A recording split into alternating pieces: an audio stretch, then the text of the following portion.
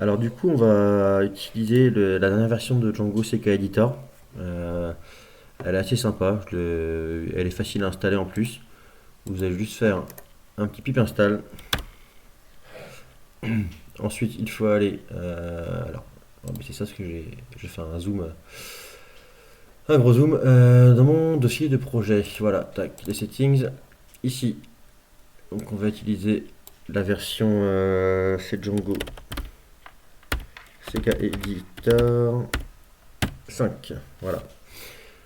Donc il faut bien le définir dans les applications installées. Il faut bien sûr avoir les statiques URL ici, les médias URL, ça c'est bon, et les médias routes, ça c'est fait aussi.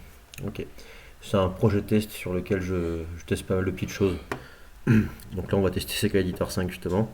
Ensuite, donc il y a Django CK Editor 5 qui vous fournit les constantes que vous devez mettre dans vos settings. Donc CK hop là, Editor 5.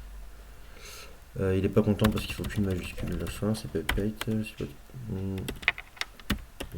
Il dit hop là, Editor 5. Ouais, bon, c'est pas grave. Oui, voilà, c'est parce qu'il fallait un espace.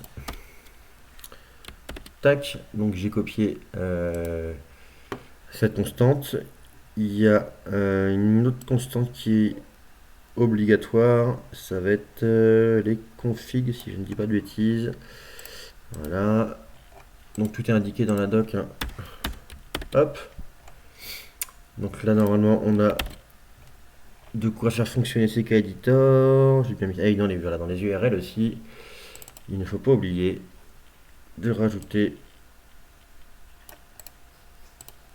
Tac, on est où? Euh, donc c'est un projet test, hein, je vais le rajouter à la fin. Tac. Hop là. Voilà, on est bien. On va peut-être faut penser au include et c'est tout. Voilà, et maintenant, on va prendre un modèle dans notre modèle. J'ai fait une. Voilà, tac. Dans notre modèle, hop là. On va faire from Django CK Editor 5. C'est point field. On va importer CK Editor 5 field. Voilà. Bon, là, on va le mettre directement au niveau du modèle, mais on peut très bien le gérer au niveau des formulaires, par exemple. Mais là, on va aller au plus simple. C'est juste pour faire un test. Et vous allez voir qu'il est quand même assez sympa. Tac. Hop. Et donc, c'est CK Editor field. Hop. On va faire un config name. Extends. Alors, on va appliquer de la migration. Make. Oula, make. Migrations. Voilà. Et ensuite, on va faire un migrate. Ok, c'est bon. Il n'a pas fait parce que ça doit hériter des champs d'un text field. Models.field. Text field, d'accord, ok.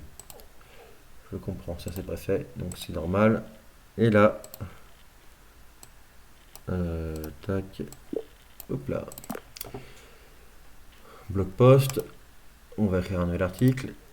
Et voilà, et donc là, on a notre éditeur riche en fait. Il y a pas mal de choses dedans, comme vous pouvez le voir. On peut uploader des images, des listes à puces, des listes ordonnées. Enfin, là, il est en double, c'est mis en double. Ça peut se toucher dans les configs, ça. Voilà, on peut écrire utiliser du HTML dedans. Des blocs de code. Ah, ça c'est sympa ça. Ouais, c'est vraiment sympa. Donc vous voyez, ça vous permet d'avoir un éditeur de texte riche, assez simple à mettre en place. Et surtout qu'il est. La version 4 était bien, hein, mais là je trouve que c'est quand même beaucoup mieux. Euh, Ça prend en charge direct les uploads d'images. Voilà. Alors qu'avec la version 4, il fallait. Je sais même plus si c'était la 4. Ouais, je crois que c'est avec. J'ai un doute. Je crois que c'était avec la 4. À vérifier. Je ne suis pas sûr de moi, mais avec l'ancienne version, en tout cas de Django CK Editor, il fallait faire une installation à part pour les uploads et faire et le spécifier dans ses settings. Voilà. Et dans les URL aussi, si je dis pas de bêtises. Donc voilà, donc c'est tout simple à mettre en place et c'est assez pratique.